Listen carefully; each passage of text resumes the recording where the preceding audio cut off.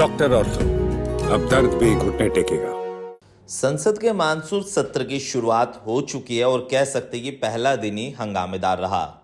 PM Modi के संबोधन से शुरू हुई कार्रवाई के बाद कह सकते हैं कि मानसून सत्र को एक विजय तौर पर मनाए जाने की कोशिश थी।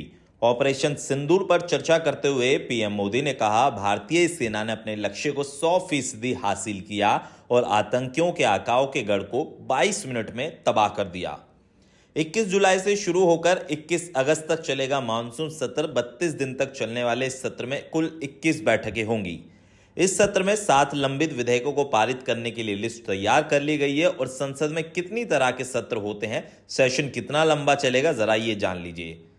भारतीय संसद में आमतौर पर 3 तरह के सत्र होते हैं। पहला बजट सत्र, दूसरा मानसून सत्र जो फिलहाल चल रहा है, और तीसरा शीतकालीन सत्र। बजट सत्र फरवरी से मई तक चलता है और मानसून सत्र जुलाई से होकर सितंबर तक चलता है। वहीं शीतकालीन सत्र नवंबर से दिसंबर तक चलता है।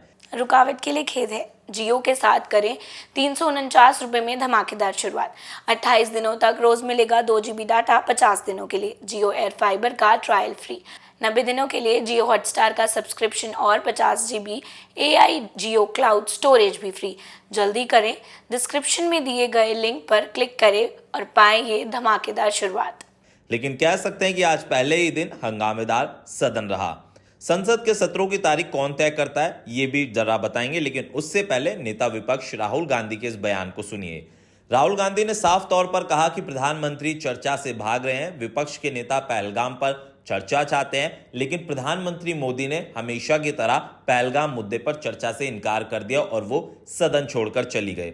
हालांकि राहुल गांधी ने आरोप यह भी लगाया कि एलओपी यानी नेता विपक्ष का माइक बंद किया गया, लेकिन संसदीय कार्य मंत्री ने इन आरोपों को खारिज कर दिया है। प्रियंका गांधी से लेकर कांग्रेस के सभी सांसदों ने कहा कि पहलगाम में जो आतंकी हमला हुआ, अभी तक आतंकी फरार है। सेना ने पाकिस्तान में जाके जो कार्रवाई करी उसका कांग्रेस पार्टी और सभी विपक्षी दल समर्थन करता है, लेकिन उनका क्या, जो आतंकवादी आए थे और टूरिस्टों को मार के गए थे, लेकिन अभी तक हम उन्हें नहीं पकड़ पाए हैं। ये कहीं ना कहीं नरेंद्र मोदी गवर्नमेंट का फेलियर है। हालांकि बीजेपी ने पलटवार करते हुए साफ तौर पर कहा कि कांग्रेस और विपक्ष के दल हमेशा की तरह सेना को लेकर राजनीति कर रहे हैं, लेकिन कह सकते हैं कि मानसून सत्र का पहला ही दिन आज हंगामेदार रहा। हमेशा की तरह राहुल गांधी ने फिर से सरकार पर आरोप लगाया कि सरकार चर्चा से भाग रही है और उनका माइक बंद किया गया, जिसके बाद राहुल गांधी भी सदन से बाहर आते हुए नजर आए। लेकिन बीजेपी के तमाम सांसदों ने राहुल गांधी के इस आरोप को खारिज किया। लेकिन कह सकते हैं कि आज तो सिर्फ पहला ही दिन था। इसके बाद 21 अगस्त तक चलने वाले सत्र के दौरान कई ऐसे महत्वपूर्ण मुद्दे उठ सकते हैं जिसमें राहुल गांधी प्रधानमंत्री मोदी से सीधा चर्चा की मांग कर रहे हैं। और कांग्रेस पार्टी ने एक चिट्ठी लिखकर चर्चा कही है कि मणिपुर मुद्दे समेत पहलगाम और तमाम मुद्दों पर सदन के अंदर चर्चा होनी चाहिए, जब भी इस मानसून सत्र का फायदा होगा। डॉक्टर ऑर्थो, अब दर्द भी घुटने टेकेगा।